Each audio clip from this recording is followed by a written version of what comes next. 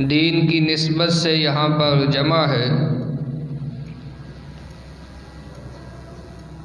جو آیت کریمہ آپ احباب کے سامنے تلاوت کی ہے،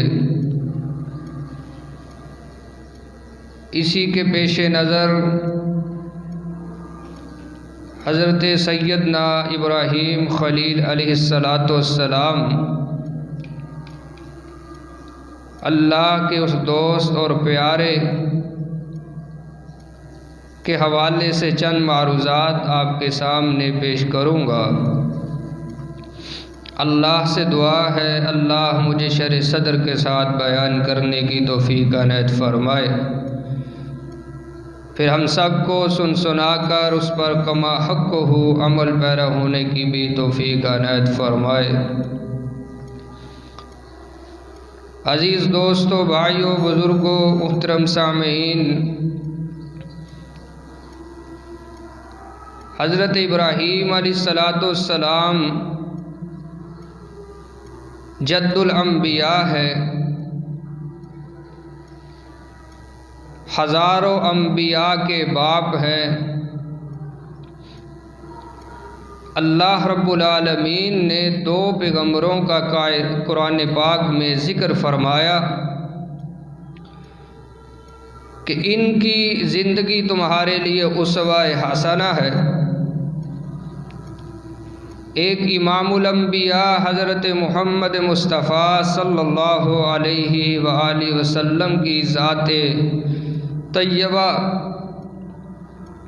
لقد کان لکم فی رسول اللہ اسوۃ حسنہ، اور دوسرے ہیں رحمت کائنات صلی اللہ علیہ وسلم کے جد امجد حضرت سیدنا خلیل علیہ السلام،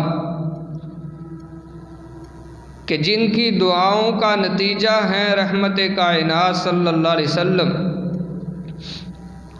اللہ سے مانگا تھا۔ حضرت خلیل علیہ السلام نے جب بیت اللہ تعمیر فرما رہے تھے، اس وقت کا نقشہ اللہ نے یوں کھینچا ہے، فرمایا وَإِذْ يَرْفَعُ إِبْرَاهِيمُ الْقَوَاعِدَ مِنَ الْبَيْتِ وَإِسْمَاعِيلُ رَبَّنَا تَقَبَّلْ مِنَّا إِنَّكَ أَنْتَ السَّمِيعُ الْعَلِيمُ۔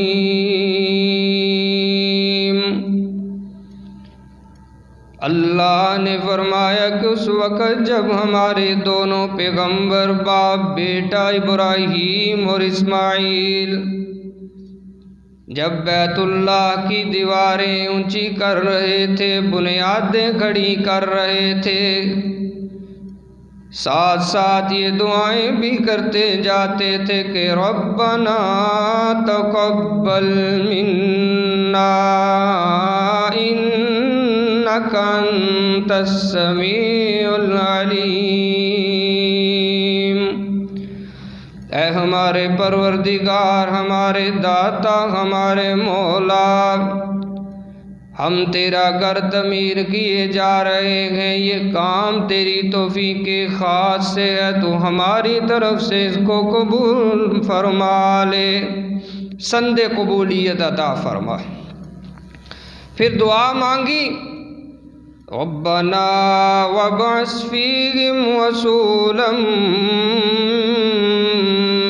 منہم الہ العالمین، ہم نے تیرا گھر بیت اللہ تعمیر کر دیا ہے، یہ رشد و ہدایت کا عالمی مرکز ہم نے بنا دیا ہے۔ اللہ اب ایک معلم انسانیت بھی چاہیے جو یہاں آنے والوں کی پیاس کو بجھائے، علمی پیاس کو بجھائے، کتاب و حکمت کی ان کو تعلیم دے۔ یہ مانگے گئے ہیں، خود نہیں آئے، بلکہ حضرت ابراہیم علیہ السلام نے اس گھر کی رونق کو دوبالا کرنے کے لیے امام الانبیاء علیہ السلام کو مانگا تھا۔ تو یہ دونوں انبیاء ہیں جن کے بارے میں قرآن نے کہا ہے کہ ان کی زندگی تمہارے لیے بہترین نمونہ ہے۔ قد کانت لکم اسوۃ حسنۃ فی ابراہیم، کہ کائنات کے لوگوں یہ میرے خلیل کی زندگی بھی تمہارے لیے بہترین اسوہ ہے، اور حضرت ابراہیم علیہ السلام کی جو زندگی ہے آزمائشوں سے بھرپور ہے، ایک آزمائش کے بعد دوسری شروع ہو جاتی ہے، اور پھر آزمائے گئے تو ابراہیم علیہ السلام کے بارے میں اللہ فرماتے ہیں، فرمایا وَإِذِ ابْتَلَىٰ إِبْرَاهِيمَ رَبُّهُ بِكَلِمَاتٍ فَأَتَمَّهُنَّ، ہم نے اپنے پیارے دوست کی قدم قدم پر آزمائش کی، امتحان لیا۔ الہ العالمین جب آپ نے امتحان لیا اپنے دوست کا، اپنے پیارے کا، تو وہ امتحان کیسا رہا؟ فرمایا فَأَتَمَّهُ، میرا ابراہیم ہر امتحان میں 100 نمبر لے کر کے پاس ہوتا رہا ہے، ہر امتحان میں اس نے ہمیں خوش کیا ہے، سب کو ناراض کر دیا، سب کو ناراض کیا اور رب کو خوش کرتے رہے ہیں۔ پھر فرمایا وَإِبْرَاهِيمَ الَّذِي وَفَّىٰ، ابراہیم تو میرا وفادار ہے، وفاشار ہے۔ اللہ تیری رحمت کا کیا کہنا کہ تو اپنے ابراہیم کے تذکرے بڑے ہی فخر سے قرآن میں کرتا ہے کہ میرا ابراہیم وفادار ہے۔ اللہ خود فرماتے ہیں کہ ابراہیم ایسی علیہ السلام ہستی ہے، عظیم ہستی، میرے دوست ہیں کہ بڑے پکے ہیں، وفادار ہیں۔ جب دنیا ایک طرف ہے، ہلانے کو آئی ہے کہ اللہ کو چھوڑ دے، اس نے اس وقت بھی وفاداری کا ثبوت دیا تھا۔ باپ نے کہا ہے گھر سے نکال دوں گا اگر تو نے اراغب انت یا آلہتی ابراہیم، کہ ابراہیم تجھے گھر سے نکال دوں گا، تو میرے معبودوں کے بارے میں مجھے روک ٹوک کرتا ہے۔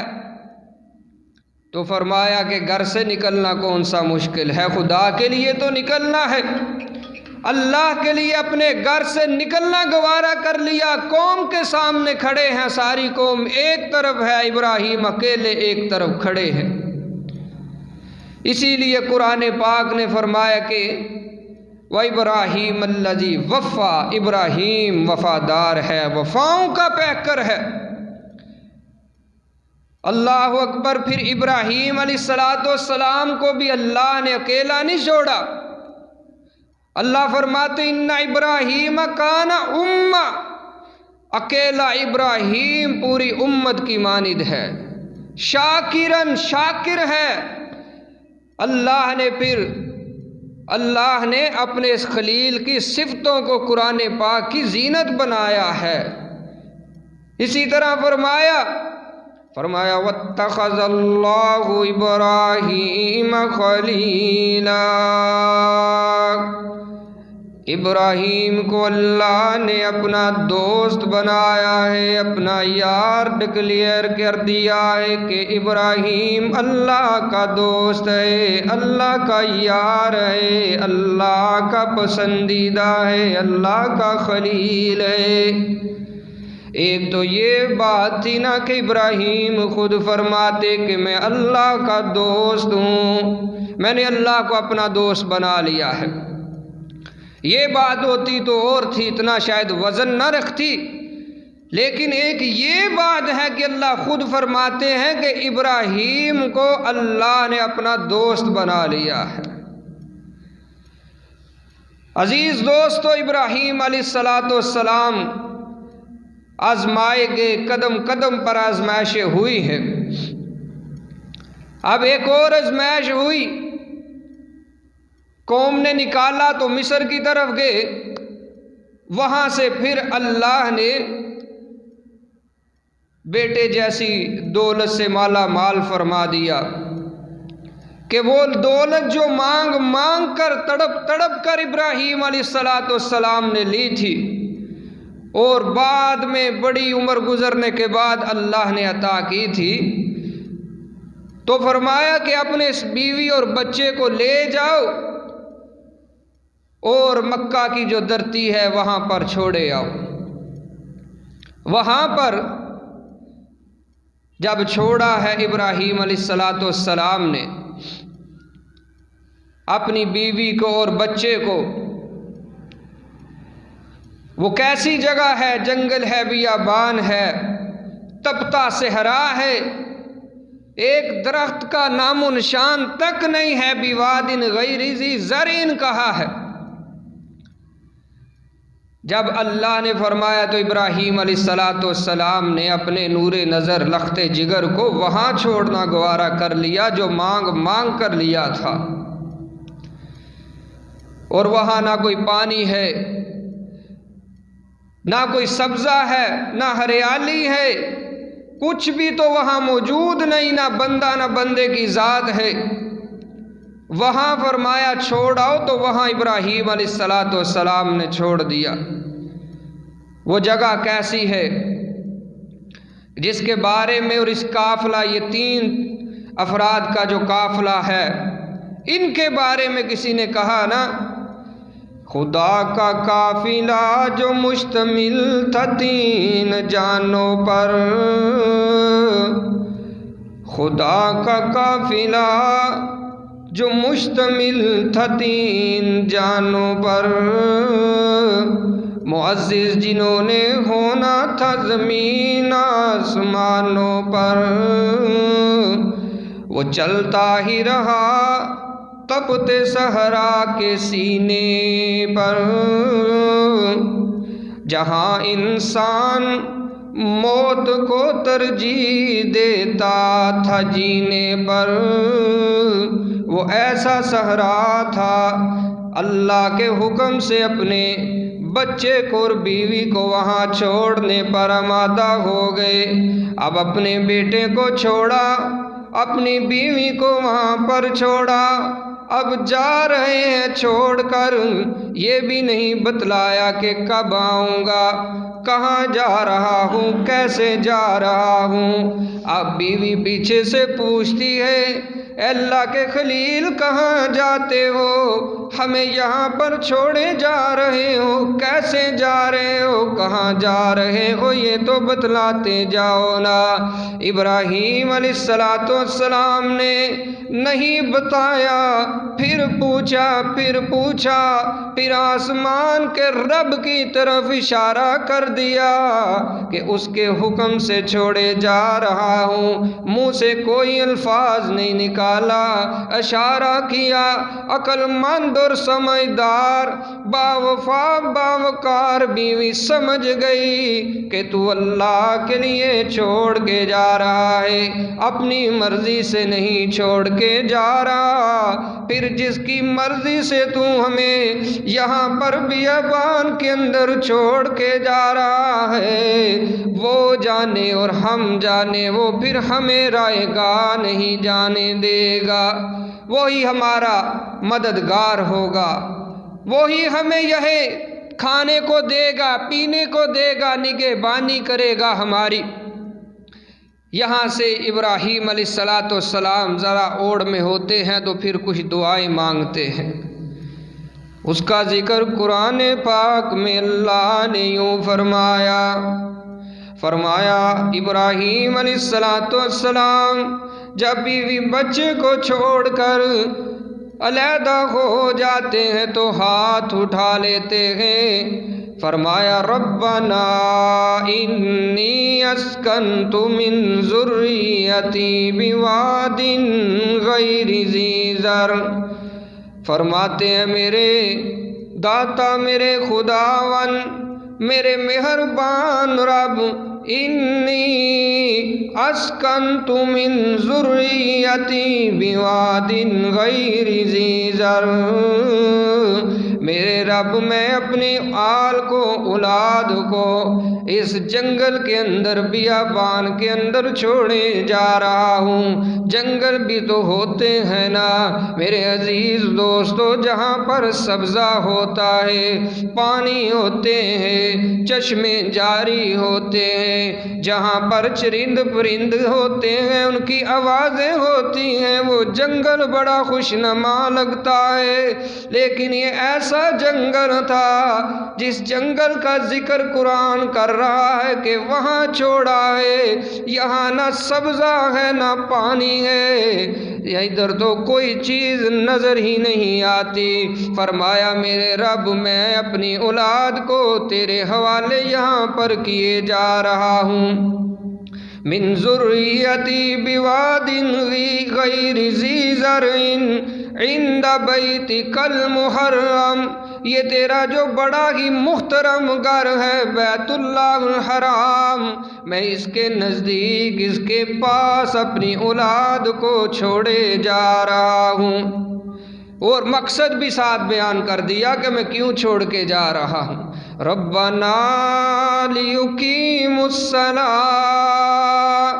الہ العالمین میں اپنی اولاد کو اس لیے چھوڑے جا رہا ہوں تاکہ میری اولاد نمازی بن جائے۔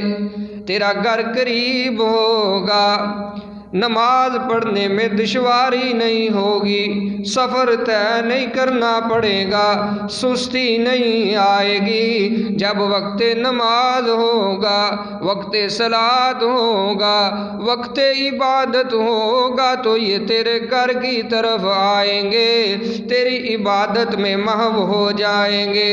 فرمایا لیقیموا الصلاۃ، میں یہاں پر نمازی بنانے کے لیے چھوڑ کر جا رہا ہوں۔ کائنات کے لوگوں دیکھیے نا، حضرت ابراہیم علیہ السلام اپنی اولاد کی نماز کی فکر کر رہے ہیں، کہاں چھوڑا ہے کہ مسجد کے قریب گھر لے کر کے دے رہے ہیں، مسجد کے قریب چھوڑ کر جا رہے ہیں۔ وجہ یہ ہے کہ یہ نمازی بن جائے، نماز کی عادت جو ہے ان کو پڑ جائے۔ اس لیے یوں سمجھیے کہ گھر لیا ہے ابراہیم علیہ السلام نے تو مسجد کا خیال کیا ہے کہ میری اولاد جو ہے وہ نمازی بن جائے۔ اللہ جانتا ہے آج بھی اگر کوئی کسی سوسائٹی میں گھر لے گا اور مسجد کا قرب ڈھونڈے گا تو یقیناً وہ سنت ابراہیم پر عمل کرے گا علیہ السلام، اللہ کے پیغمبر کی سنت پر عمل کرے گا، اور انشاءاللہ سنت پہ عمل کرنے کا اس کو علیحدہ سے اجر بھی ملے گا اور اللہ کی رحمتوں کا نزول ہوگا، اولاد نمازی بن جائے گی، اور اللہ ساری دنیا اور آخرت کی خیر و بلائی اور برکتیں جو ہیں اس کی جولی میں لا کر کے پھینک دیں گے۔ نماز کی پابندی کے لیے فرمایا، اور آج ہمارے مسلمانوں کا اللہ جانتا حال یہی ہوتا ہے، نہ مسجد کی فکر، کسی کام کی فکر ہی نہیں ہے کہ میں کہاں گھر بنا رہا ہوں، بس سوسائٹی اچھی ہونی چاہیے، نامور ہونی چاہیے، دنیا کی ساری سہولتیں جو ہیں وہ ملنی چاہیے، مسجد قریب ہے یا نہیں، دین کا کوئی اس کو وہاں نزدیکی ملے یا نہ ملے وہ پرے ہے، بعد میں ہے، بس دنیاوی جو چیزیں ہیں وہ مقصود ہوتی ہیں۔ لیکن حضرت ابراہیم علیہ السلام اور اسی طرح رحمت کائنات صلی اللہ علیہ وسلم جب مدینہ پاک گئے تو سب سے پہلے جا کر کے مسجد تعمیر کروائی ہے، مسجد تعمیر کروائی ہے، جہاں جاتے ہیں وہاں نماز کی جگہ مختص کرتے ہیں کہ لوگ جو ہیں وہ نمازی بن جائیں۔ تو یہی فکر تھی سیدنا ابراہیم علیہ السلام کو، اس لیے فرماتے ہیں کہ ربنا لیقیموا الصلاۃ، الہ العالمین مجھے یہی فکر ہے، میں اسی وجہ سے اپنی اولاد کو چھوڑے جا رہا ہوں تیرے گھر کے پاس تاکہ یہ نمازی بن جائے۔ پھر فرماتے ہیں ربنا فاجعل افئدۃ من الناس تہوی الیہم، الہ العالمین میں تجھ سے دعا کرتا ہوں، اے میرے داتا گنج بخش، میرے مشکل کشا، میرے حاجت روا، میں تجھ سے التجا کرتا ہوں کہ لوگوں کے دل جو ہیں وہ اپنی اس گھر کی طرف پھیر دے۔ اب دعائیں کر رہے ہیں کہ میرے بیوی بچے اکیلے ہیں تو ساری کائنات کے لوگوں کا دل جو ہے اس طرف پھیر دے، لوگ جو ہے جوک در جوک اس سر محترم گھر کی طرف آتے رہے۔ ابراہیم علیہ السلام نے اس وقت التجا کی تھی۔ حدیث میں آتا ہے اس وقت جس نے لبیک کہا تھا، آج وہ اللہ کے گھر کو دیکھنے جا رہا ہے اور جاتا رہے گا۔ ایک وقت وہ تھا کہ جب ابراہیم علیہ السلام کی بیوی زوجہ محترمہ تھی اور حضرت اسماعیل علیہ السلام تھے، اور آپ دیکھیے کیا حال ہے کہ ہر سال اور پورا سال جو ہے لاکھوں لوگ جو ہے اس محترم گھر کے ارد گرد نظر آتے ہیں۔ یہ ابراہیم علیہ السلام کی دعاؤں کا ثمر ہے، دعاؤں کا نتیجہ ہے کہ اکیلے تھے لیکن اب جو ہے لوگ ترستے ہیں، تڑپتے ہیں کہ کب باری لگے اور ہم اس جگہ کو جا کر کے دیکھ کر کے آئیں۔ عزیز دوستو، ابراہیم علیہ السلام نے یہ دعا فرمائی، ربنا فاجعل افئدة من الناس تہوی الیہم، اللہ تو لوگوں کے دلوں میں اس گھر کی محبت کو ڈال دے۔ الہ العالمین، اس گھر کا پیار جو ہے، الفت جو ہے، محبت اور مودت قیامت تک کے آنے والے انسانوں میں ڈال دے۔ لوگ کونے کونے دنیا سے آئے، دنیا کے ہر کونے سے آئے، دنیا کے ہر چپے سے آئے، اس گھر کو آ کر کے دیکھیں، یہاں پر آ کر کے تیری عبادت کریں، تیرے سامنے آرزویں جو ہیں وہ رکھیں، تیرے سامنے اپنی تڑپوں کو بیان کریں تو یہاں آ کر کے کریں۔ پھر فرمایا ربنا فاجعل افئدة من الناس تہوی الیہم وارزقہم من الثمرات۔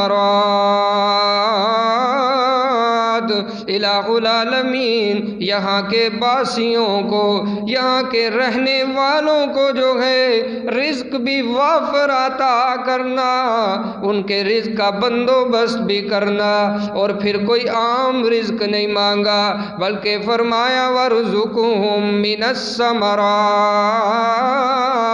اللہ ان کو پھلوں کا رزق عطا کر دے۔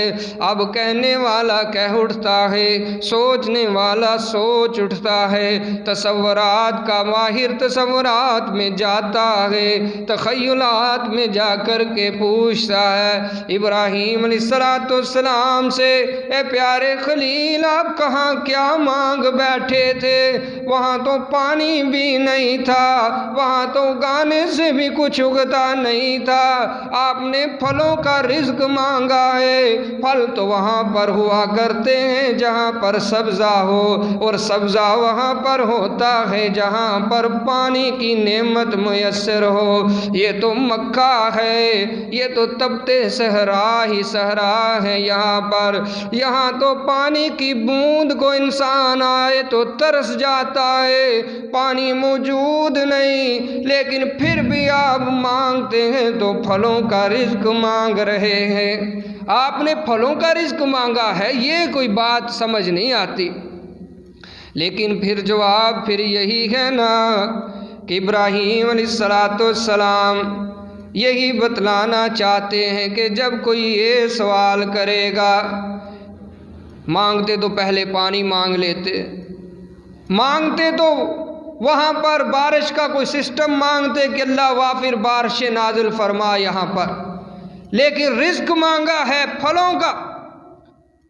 اگر ہم تعجب کرتے ہیں تو وہ یہی جواب دیتے ہیں، وہ یہ تو تم دیکھتے ہو، سوچتے ہو کہ ابراہیم کہاں کیا مانگتا ہے، ہائے تمہیں یہ سوچنا چاہیے تھا کہ ابراہیم کہاں کیا اور کس سے مانگ رہا ہے۔ اپنے رب سے مانگ رہے ہیں، جس نے تو صرف یہ کہنا ہوتا ہے انما امرؤ اذا اراد شیئا ان یکون لہ کن فیکون۔ جب وہ کسی کام کا ارادہ کر لیتا ہے اس کے لیے حالات کو سازگار نہیں پہلے کرتا کہ چند سال ہی لگ جائیں، چند مہینے لگ جائیں، بلکہ وہ کہتا ہے کن، اس کا حکم ہوتا ہے ہو جا، اور چیز ہو کر رہ جاتی ہے، چیز ہو جاتی ہے۔ وہ فعال لما یرید ہے، علی کل شیء قدیر کی طاقتوں کا مالک ہے۔ اس لیے فرمایا ابراہیم علیہ السلام نے کہ میں نے یہاں پر پھلوں کا رزق مانگا ہے۔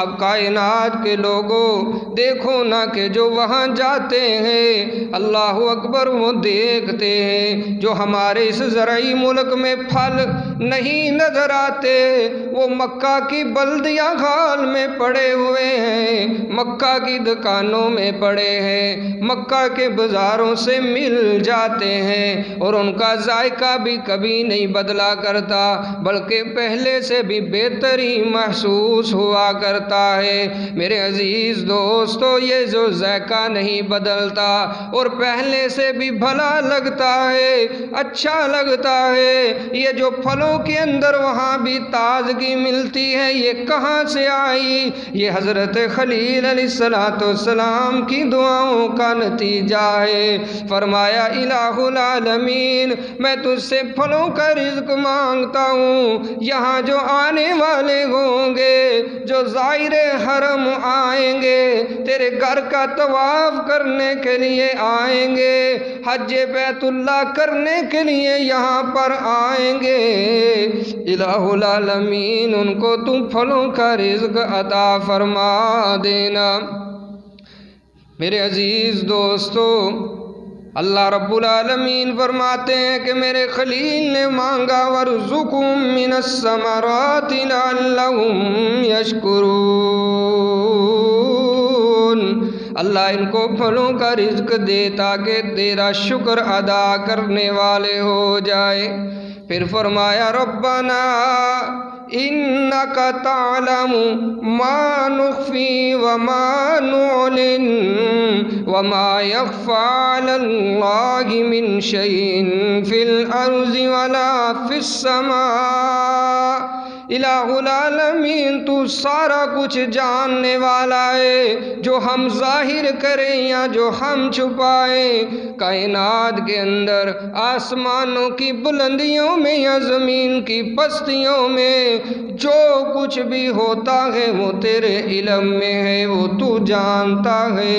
پھر فرمایا الحمدللہ الذی وہب لی علی الکبر اسماعیل و اسحاق۔ پھر اللہ سے فرماتے ہیں کہ ساری تعریفیں اللہ تیرے ہی لائق ہے، تیری ذات کے لیے ہے۔ اب فرمایا کہ جس اللہ نے مجھے بڑھاپے کے اندر اسماعیل جیسی اور اسحاق جیسی دولت سے مالا مال فرمایا ہے، ساری زندگی میں مانگتا رہا ہوں وہ نہیں دیتا تھا، لیکن اب اللہ نے بڑھاپے کے اندر 80-90 سال کی زندگی میں بڑھاپے کے اندر جا کر کے مجھے 2 انعام اور 2 پھول عطا فرمائے ہیں۔ ساتھ کہتے ہیں ان ربی لسمیع الدعاء۔ او کائنات کے لوگوں تم ادھر ادھر بھٹکتے پھرتے ہو اولاد لینے کے لیے، میں ابراہیم جس کو کوئی 10 سال 20 25 30 50 اور 70 سال بعد اللہ نے دیا ہے، میں کہتا ہوں کہ جتنا جلدی میرا رب سنتا ہے کوئی سننے والا نہیں ہے۔ اب دیکھیے کتنی دیر بعد اللہ نے دیا ہے، تو لیکن کائنات کے لوگوں کو یہ درس دیا جا رہا ہے کہ ادھر ادھر نہ جایا کرو، اولاد لینی ہے، رزق لینا ہے، اللہ اکبر، کوئی مشکل حل نہیں ہوتی، کوئی بھی معاملہ ہے تو وہ اکیلا تمہارا رب کرنے پر قادر ہے، کرے گا تو وہی کرے گا، نہ کرے گا تو اسی نے نہیں کرنا، کوئی اور اس کے علاوہ کرنے پر قادر نہیں ہے۔ اس بات کی دعوت دی ہے۔ اسی طرح میرے عزیز دوستو بھائیو، حضرت زکریا علیہ السلام بیٹا مانگتے رہے، بیٹا نہیں دیا اللہ نے۔ اب ایک دن ایسا آیا، کلما دخل علیہا زکریا المحراب، قرآن کہتا ہے کہ زکریا علیہ السلام حجرے کے اندر داخل ہوئے، وہاں پر دیکھا کہ سیدہ مریم سلام اللہ علیہا کے پاس رزق ہے اور پھلوں کا رزق ہے۔ تو پوچھتے ہیں، کہتے ہیں انا لکی ھذا، اے مریم یہ رزق جو ہے وہ کہاں سے آیا، کس نے تمہیں پہنچایا ہے، کون دے کر کے گیا ہے؟ انا لکی ھذا، یہ جو تر و تازہ پھل آئے ہیں یہ کہاں سے آئے ہیں؟ سیدہ مریم صدیقہ فرماتی ہیں، ھذا من عند اللہ، یہ اللہ کی طرف سے آئے ہیں، میرے رب نے ہی تو مجھے دیے ہیں، اللہ نے میرے رزق کا انتظام کیا۔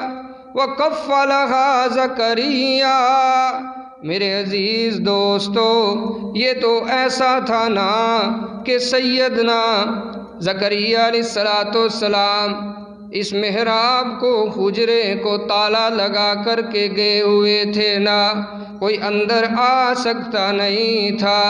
تالا جب آئے تو پھر بھی لگا ہوا ہے، جب آ کر کے دیکھتے ہیں تو سیدنا زکریا علیہ السلام دیکھتے ہیں تو مریم کے پاس رزق پاتے ہیں، پھلوں کا رزق ہے۔ پوچھتے ہیں نالا کی ھذا، کہاں سے آیا ہے؟ سیدہ مریم صدیقہ فرماتی ہیں من عند اللہ، یہ اللہ کی طرف سے آیا ہے۔ ان اللہ یرزق من یشاء بغیر حساب، فرماتے ہیں سیدہ مریم کہ اللہ جس کو چاہتا ہے جیسا چاہتا ہے بے حساب ہی رزق عطا فرما دیا کرتا ہے۔ لیکن جس کو چاہتا ہے، آپ کوئی ایک وقت کی کھانے کو ترستا ہے اور کسی کے پاس اربوں ہیں کہ ہزاروں سال بھی جیے تو اس کے پاس رزق ختم نہیں ہو سکتا، یہ بات جو ہے دیکھیے سیدہ مریم نے یہ نہیں کہا کہ یہ آپ کی ہی کرامت ہے، آپ بھی تو اللہ کے نبی ہیں، بہت بڑی ہستی ہیں حضرت، آپ کے جیسا کائنات میں اللہ کا برگزیدہ پیغمبر اور بندہ نہیں ہے، بلکہ ان کی طرف نسبت نہیں کی، بلکہ فرمایا عند اللہ، کہ یہ تو اللہ کی طرف سے آیا ہے۔ اور جب یہ بات سنی نا تو سیدنا زکریا علیہ السلام کی جو وہ تڑپ تھی وہ تازہ دم ہوئی اور باہر نکلی۔ قرآن کہتا ہے اس وقت پھر زکریا نے اپنے رب کو پھر پکارا۔ سیدنا زکریا علیہ السلام اس وقت کہتے ہیں کہ الہ العالمین، اللہ فرماتے ہیں کہ ہمارے زکریا نے اس وقت پھر ہمیں پکارا اور کہتے ہیں کہ اللہ جو تو اپنی بندی مریم کو بے موسم پھل عطا کر سکتا ہے تو اپنے بندے زکریا کو بے موسمی اولاد کیوں نہیں دے سکتا؟ تو ہی تو قادر ہے اللہ، پھر اگر تجھ سے نہ مانگے تو کس سے مانگے؟ ایک نیک صالح طیب اور پاک بیٹا ہمیں بھی عطا کر دیجئے نا۔ عزیز دوستو یہی حال ہے، پھر اللہ نے حضرت یحییٰ علیہ السلام کی شکل میں بیٹا عطا فرمایا اور آپ کی زندگی اور عمر جو ہے وہ 100 سال سے بھی اوپر ہے۔ نہ دے تو اپنے زکریا کو 100 سال تک نہیں دیا کرتا، دینے پہ آ جائے تو سیدہ مریم صدیقہ مانگتی بھی نہیں ہے، شادی تک نہیں ہوئی تو ان کو عیسیٰ عطا فرما دیتا ہے۔ یہ میرے رب کی ہی کرم نوازی ہے۔ اور فرمایا نہ للہ ملک السماوات والارض یخلق ما یشاء۔ کائنات کے لوگوں اس بات کو بھی نوٹ کر لیجئے نا، آسمان اور زمین کی تمام بادشاہتیں اکیلے رب ہی کی ہے۔ یخلق ما یشاء، جو چاہتا ہے وہی پیدا فرما دیتا ہے، وہی دیتا ہے، وہی پیدا کرتا ہے۔ فرمایا یہب لمن یشاء اناثا ویہب لمن یشاء الذکور، جس کو چاہتا ہے بیٹی کی نعمت سے مالا مال کر دیتا ہے، بیٹی بھی اسی کو ملتی ہے جس کو یہب لمن یشاء، جس کو وہ چاہتا ہے اس کی چاہت سے بیٹی ملتی ہے، جس کو اللہ بیٹی عطا فرما دے اس کا منہ بن جاتا ہے، ماتھے پر شکن پڑ جاتے ہیں، لیکن اللہ دیتا ہے۔ فرمایا یہب لمن یشاء اناثا، اور پہلے اللہ نے تذکرہ کیا ہے تو بیٹی کا کیا ہے کہ جس کو اللہ چاہتے ہیں اس کو ہی بیٹی ملا کرتی ہے۔ وَيَهَبُ لِمَن يَشَاءُ الذُّكُورَ، اور جس کو وہ چاہتا ہے جب چاہتا ہے اسی وقت بیٹا ملتا ہے۔ وَيَهَبُ لِمَن يَشَاءُ الذُّكُورَ أَوْ يُزَوِّجُهُمْ ذُكْرَانًا وَإِنَاثًا، اور جس کو چاہتا ہے بیٹے بھی عطا کر دیتا ہے، بیٹیاں بھی عطا کر دیتا ہے، اور جس کو نہیں چاہتا وَيَجْعَلُ مَن يَشَاءُ عَقِيمًا، اس کو بانجھ رکھتا ہے، ساری زندگی عطا نہیں کرتا۔ ہائے بعد میں چاہے لوگ اس سے مانگنے کے لیے جائیں۔ حضرت علی حجویری جو ہیں جن کو لوگ داتا صاحب کہتے ہیں، ان کا کوئی بیٹا نہیں تھا، لیکن اب لوگ جو ہیں اولاد مانگنے کے لیے ان کے مزار پہ جاتے ہیں۔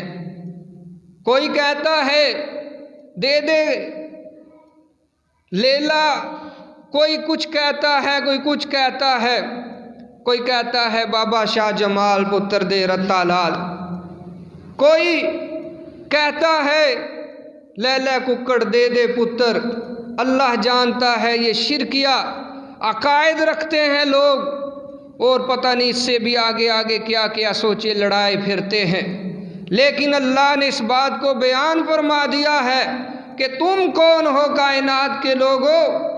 دیکھو میرے ابراہیم کی سیرت کو، کتنے سال تک اللہ سے ربی حبلی من الصالحین کہہ کر کے مانگتے رہے ہیں، مانگتے رہے ہیں، لیکن ہم نے کب دیا؟ اور جب دیا ہے تو پھر بھی انہوں نے یہ نہیں کہا کہ یہ میری دعاؤں کا نتیجہ ہے، میں نے بڑا مانگا ہے، میں نے تو دن کو بھی دعائیں کی ہیں، رات کو بھی دعائیں کی ہے، میں نے تہجد میں اٹھ اٹھ کے دعائیں کی ہیں تو تب ملا ہے۔ نہیں نہیں، بلکہ بڑے فخر سے کہتے ہیں، فرمایا الحمدللہ الذی وہب لی علی الکبر اسماعیل و اسحاق۔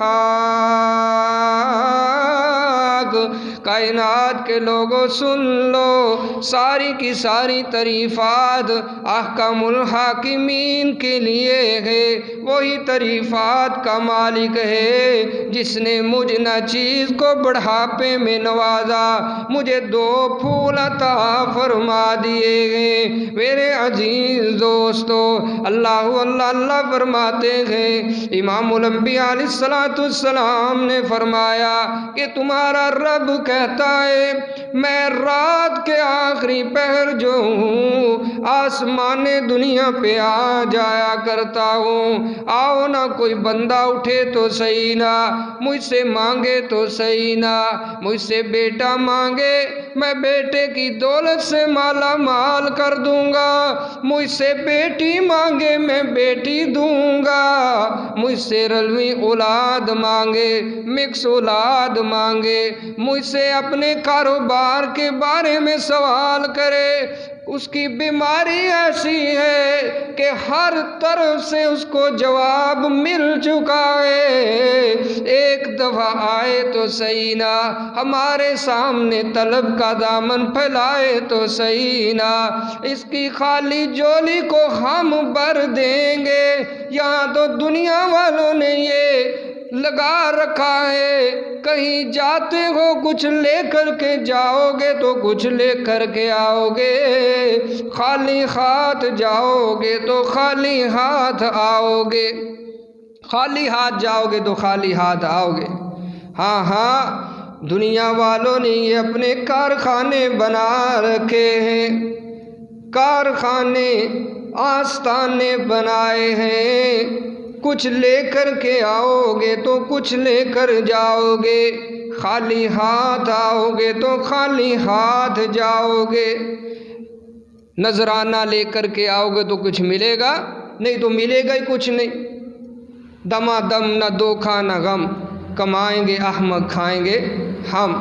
حضرت جی کا پیٹ بھرتے جاؤ، نذرانہ لاؤ گے تو پھر حضرت جی آگے بڑھ کر کے چومیں گے ملیں گے، نہیں تو کچھ بھی نہیں ہے۔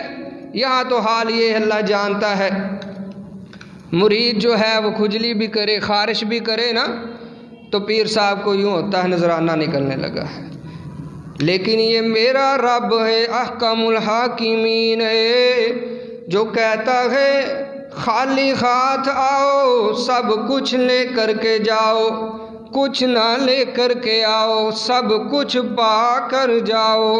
یہ میرا رب ہے جس کے بارے میں سیدنا ابراہیم خلیل علیہ السلام فرماتے ہیں کائنات کے لوگوں الحمدللہ الذی وہب لی علی الکبر اسماعیل و اسحاق،